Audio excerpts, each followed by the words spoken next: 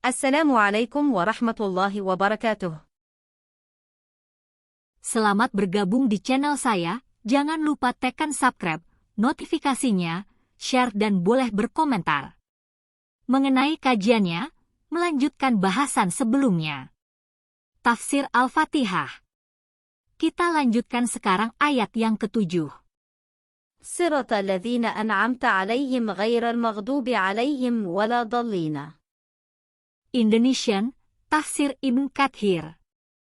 Dalam hadis yang lalu disebutkan apabila seseorang hamba mengucapkan, "Tunjukilah kami ke jalan yang lurus," sampai akhir surat. Maka Allah Subhanahu wa Ta'ala berfirman, "Ini untuk hambaku dan bagi hambaku apa yang dia minta." Firman Allah Subhanahu wa Ta'ala yang mengatakan, yaitu jalan orang-orang yang telah Engkau anugerahkan nikmat kepada mereka. Al-Fatihah 7 berkedudukan menafsirkan makna siratal mustaqim. Menurut kalangan ahli nahwu menjadi badal, dan boleh dianggap sebagai ataf bayan.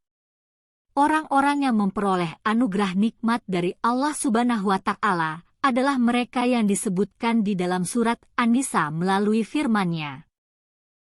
وَمَنْ يُطِعِ اللَّهَ وَرَسُولَهُ فَأُولَئِكَ مَعَ الَّذِينَ أَنْعَمَ اللَّهُ عَلَيْهِمْ مِنَ النَّبِيِّينَ وَالصِّدِّيقِينَ وَالشُّهَدَاءِ وَالصَّالِحِينَ وَحَسُنَ أُولَئِكَ رَفِيقًا. ذَلِكَ الْفَضْلُ مِنَ اللَّهِ وَكَفَى بِاللَّهِ عَلِيمًا. Dan barang siapa yang taat kepada Allah dan Rasul-Nya, mereka itu akan bersama-sama dengan orang-orang yang dianugerahi nikmat oleh Allah, yaitu para nabi, para siddiqin, para syuhada, dan orang-orang saleh. Dan mereka itulah teman yang sebaik-baiknya. Yang demikian itu adalah karunia dari Allah, dan Allah cukup mengetahui. An-Nisa 69-70. Dahak meriwayatkan dari Ibnu Abbas bahwa makna firman Allah Subhanahu wa Ta'ala, yaitu jalan orang-orang yang telah Engkau anugerahkan nikmat kepada mereka, Al-Fatihah 7, ialah orang-orang yang telah Engkau berikan nikmat kepada mereka berupa ketaatan kepadamu dan beribadah kepadamu. Mereka adalah para malaikatmu, para nabimu, para siddiqin, para syuhada, dan orang-orang saleh. Perihalnya sama dengan makna yang terkandung di dalam firman lainnya, yaitu, dan barang siapa yang taat kepada Allah dan Rasul-Nya, mereka itu bersama-sama dengan orang-orang yang dianugerahi nikmat oleh Allah, hingga akhir ayat. An-Nisa 69. Abu Ja'far Ar-Razi meriwayatkan dari Arabi, Ibnu Anas sehubungan dengan makna firman-Nya, yaitu, jalan orang-orang yang telah Engkau anugerahkan nikmat kepada mereka, Al-Fatihah 7, makna yang dimaksud adalah para nabi. Ibnu Juraij meriwayatkan pula dari Ibnu Abbas radhiyallahu anhu, bahwa yang dimaksud dengan mereka adalah orang-orang beriman, hal yang sama dikatakan pula oleh Mujahid. Sedangkan menurut Waqi, mereka adalah orang-orang muslim. Abdurrahman ibnu Zaid ibnu Aslam mengatakan, mereka adalah Nabi Shallallahu Alaihi Wasallam dan orang-orang yang mengikutinya. Tafsir yang dikemukakan oleh Ibnu Abbas tadi mempunyai pengertian yang lebih mencakup dan lebih luas. Ghairul maghdubi 'alaihim waladdallin.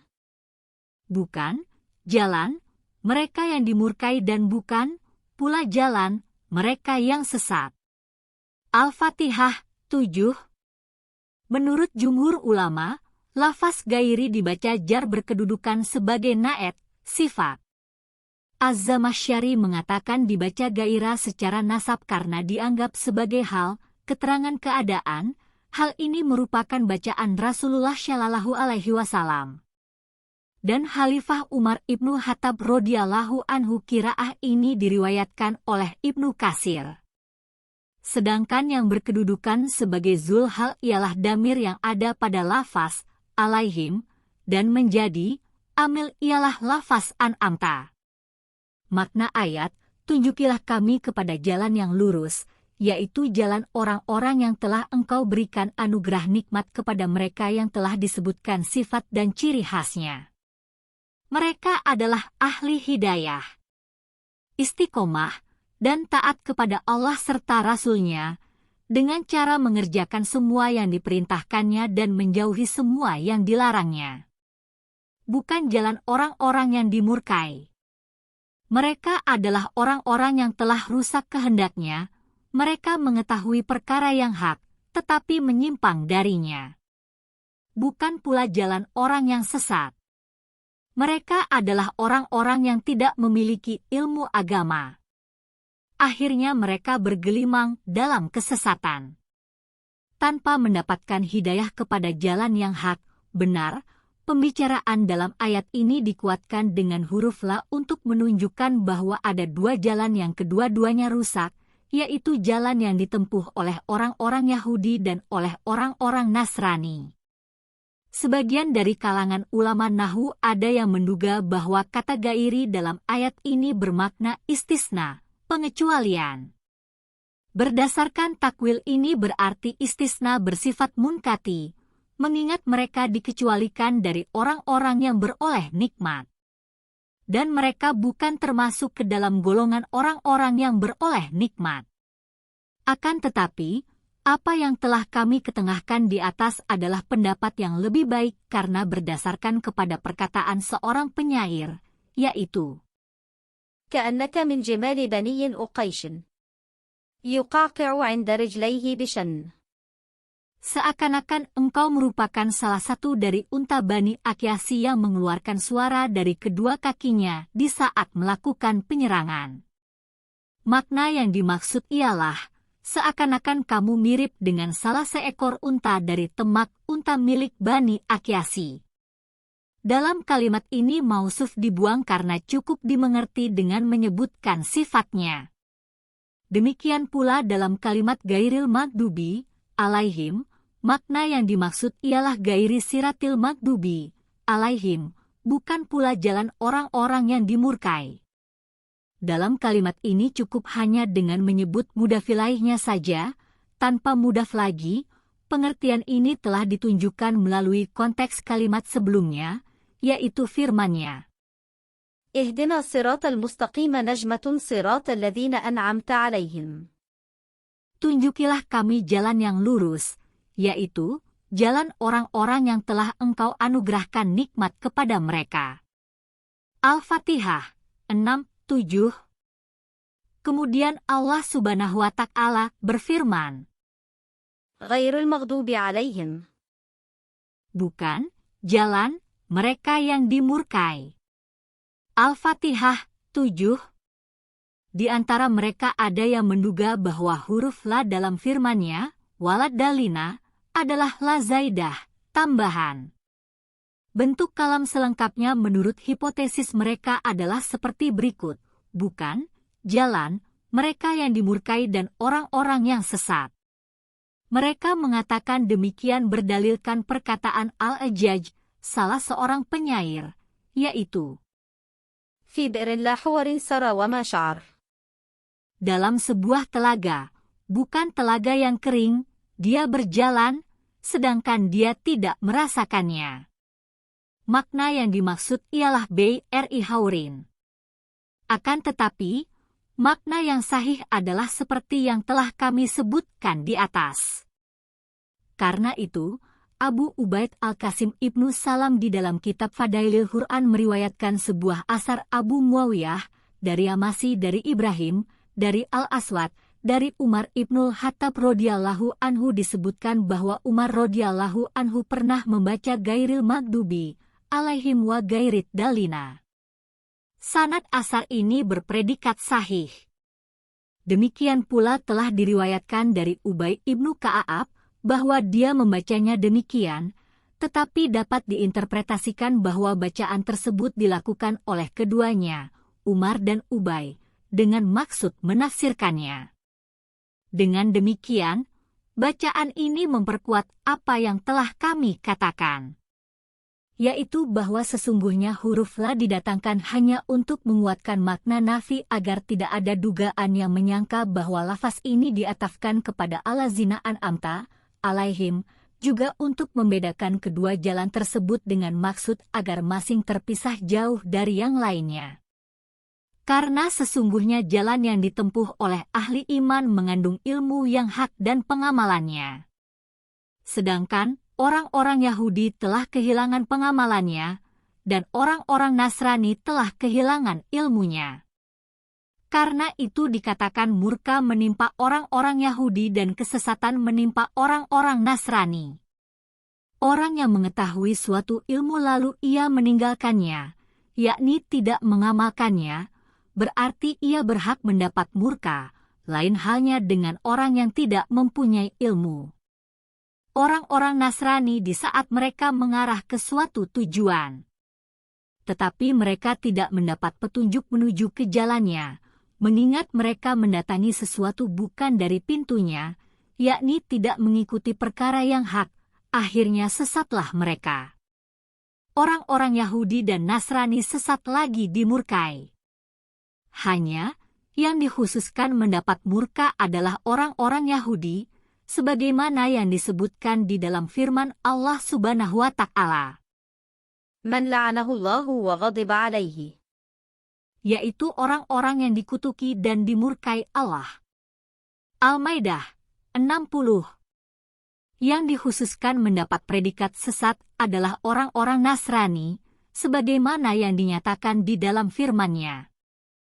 Qad dallu min qablu wa adallu kathiran wa dallu an sawa'is sabil. Mereka telah sesat sebelum kedatangan Muhammad, dan mereka telah menyesatkan kebanyakan manusia, dan mereka tersesat dari jalan yang lurus. Al-Maidah 77. Hal yang sama disebutkan pula oleh banyak hadis dan asar. Pengertian ini tampak jelas dan gamblang dalam riwayat yang diketengahkan oleh Imam Ahmad. حدثنا محمد بن جعفر حدثنا شعبة قال سمعت سماك بن حرب يقول سمعت عباد بن حبيش يحدث عن عدي بن حاتم قال جاءت خيل رسول الله صلى الله عليه وسلم فأخذوا عمتي وناسا فلما أتوا بهم إلى رسول الله صلى الله عليه وسلم صفوا له فقالت يا رسول الله ناء الوافد وانقطع الولد وأنا عجوز كبيرة ما بي من خدمة فمن علي. من الله عليك؟ قال من وافدك؟ قالت عدي بن حاتم. قال الذي فر من الله ورسوله. قالت فمن علي؟ فلما رجع ورجل إلى جنبه ترى أنه علي قال سليه حملانا فسألته فأمر لها. قال فأتتني فقالت لقد فعل فعلة ما كان أبوك يفعلها فإنه قد أتاه فلان فأصاب منه وأتاه فلان فأصاب منه فأتيته فإذا عنده امرأة وصبيان أو صبي وذكر قربهم من النبي صلى الله عليه وسلم. قال فعرفت أنه ليس بملك كسرى ولا قيصر فقال يا عدي ما أفرك أن يقال لا إله إلا الله فهل من إله إلا الله؟ قال ما أفرك أن يقال الله أكبر فهل شيء أكبر من الله عز وجل؟ قال فأسلمت فرأيت وجهه استبشر وقال المغضوب عليهم اليهود وإن الضالين النصارى. Dia mengatakan, telah menceritakan kepada kami Muhammad ibnu Ja'far, telah menceritakan kepada kami Syubah yang mengatakan bahwa dia pernah mendengar Samak ibnu Harb menceritakan hadis berikut, bahwa dia mendengar Abad ibnu Hubaisi menceritakannya dari Adi ibnu Hatim. Adi ibnu Hatim mengatakan, pasukan berkuda Rasulullah Shallallahu Alaihi Wasallam tiba, lalu mereka mengambil bibiku dan sejumlah orang dari kaumku. Ketika pasukan membawa mereka ke hadapan Rasulullah Shallallahu Alaihi Wasallam, mereka berbaris bersaf di hadapannya, dan berkatalah bibiku, "Wahai Rasulullah, pemimpin kami telah jauh, dan aku tak beranak lagi, sedangkan aku adalah seorang wanita yang telah lanjut usia, tiada suatu pelayan pun yang dapat kusajikan. Maka bebaskanlah diriku, semoga Allah membalasmu.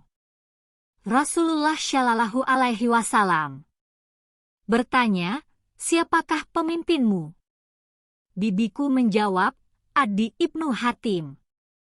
Rasulullah Shallallahu Alaihi Wasallam menjawab, dia orang yang membangkang terhadap Allah dan Rasul-Nya, lalu beliau membebaskan bibiku. Ketika Rasulullah Shallallahu Alaihi Wasallam kembali bersama seorang lelaki di sampingnya, lalu lelaki itu berkata kepada bibiku, mintalah unta kendaraan kepadanya, lalu aku meminta unta kendaraan kepadanya dan ternyata aku diberi. Adi ibnu Hatim melanjutkan kisahnya, setelah itu bibiku datang kepadaku dan berkata, sesungguhnya aku diperlakukan dengan suatu perlakuan yang tidak pernah dilakukan oleh ayahmu. Sesungguhnya beliau kedatangan seseorang, lalu orang itu memperoleh darinya apa yang dimintanya, dan datang lagi kepadanya orang lain, maka orang itu pun memperoleh darinya apa yang dimintanya. Adi ibnu Hatim melanjutkan kisahnya, maka aku datang kepada beliau Shallallahu Alaihi Wasallam. Ternyata di sisi beliau terdapat seorang wanita dan banyak anak, lalu disebutkan bahwa mereka adalah kaum kerabat Nabi Shallallahu Alaihi Wasallam. Maka aku kini mengetahui bahwa Nabi Shallallahu Alaihi Wasallam bukanlah seorang raja seperti Kaisar, bukan pula seperti Kisra. Kemudian beliau Shallallahu Alaihi Wasallam bersabda kepadaku, hai Adi, apakah yang mendorongmu hingga kamu membangkang tidak mau mengucapkan, tidak ada Tuhan selain Allah?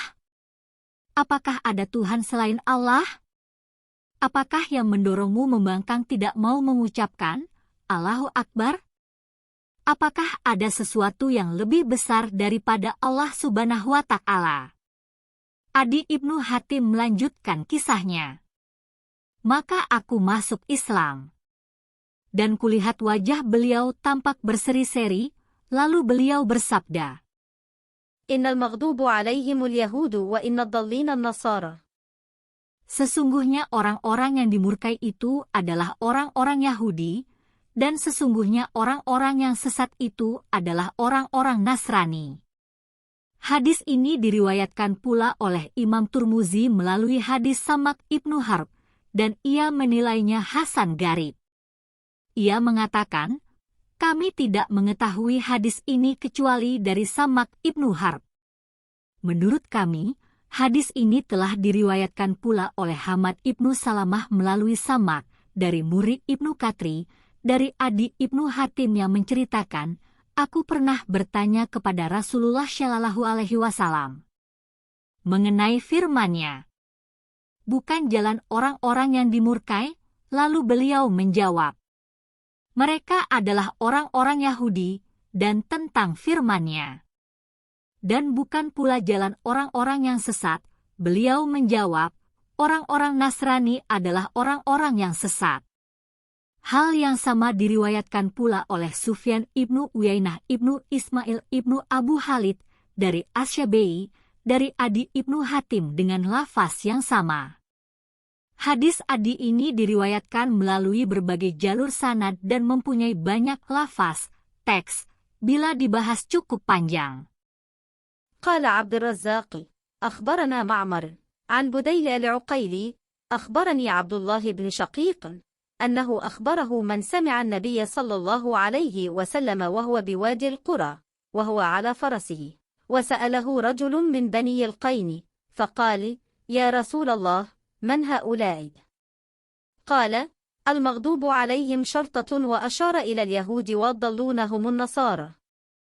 Abdur Razak mengatakan, telah menceritakan kepada kami Amar, dari Badil al-Ukaili, telah menceritakan kepadaku Abdullah ibnu Syakik, bahwa ia pernah mendapat berita dari orang yang mendengar Rasulullah Shallallahu Alaihi Wasallam bersabda ketika beliau berada di Wadil Qura seraya menaiki kudanya, Lalu ada seorang lelaki dari kalangan Bani Kain bertanya, "Siapakah mereka itu, wahai Rasulullah?"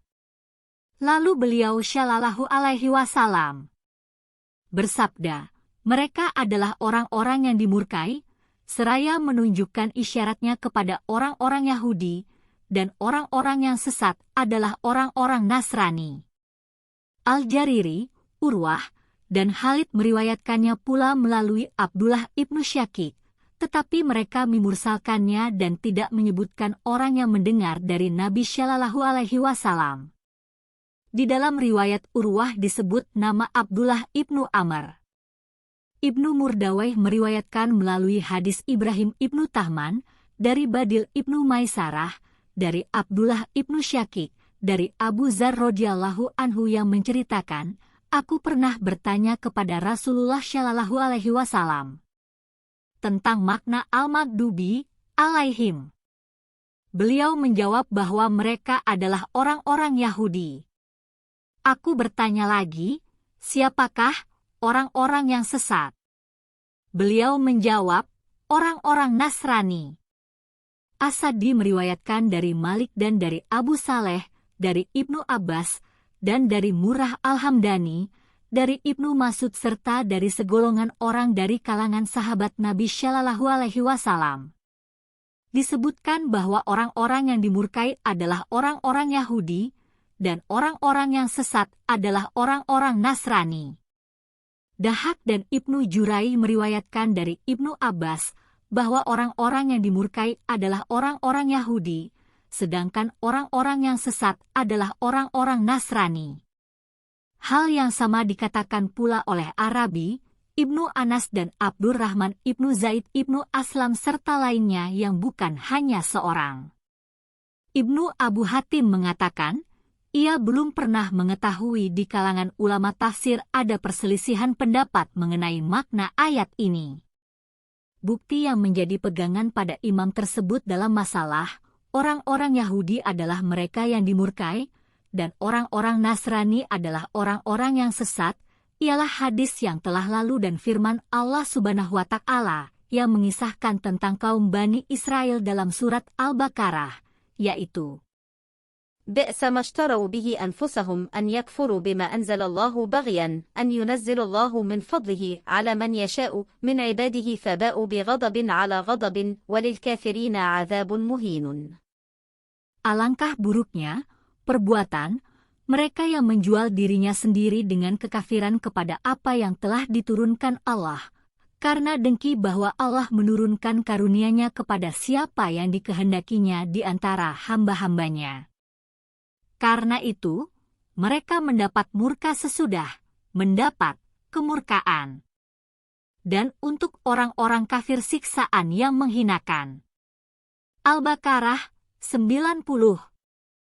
Di dalam surat Al-Maidah Allah Subhanahu wa Ta'ala berfirman, قل هل أنبئكم بشر من ذلك مثوبة عند الله من لعنه الله وغضب عليه وجعل منهم القردة والخنازير وعبد الطاغوت أولئك شر مكانا وأضلوا عن سواء السبيل.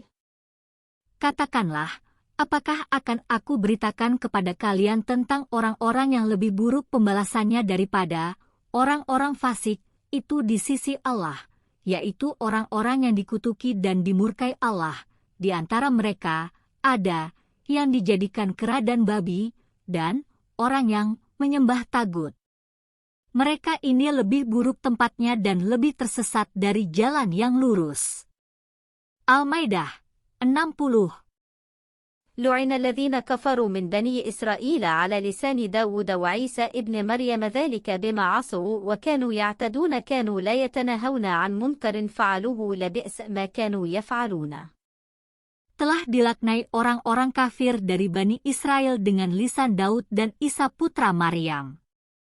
Yang demikian itu disebabkan mereka durhaka dan selalu melampaui batas. Mereka satu sama lain selalu tidak melarang tindakan mungkar yang mereka perbuat. Sesungguhnya amat buruklah apa yang selalu mereka perbuat itu. Al-Maidah 78-79.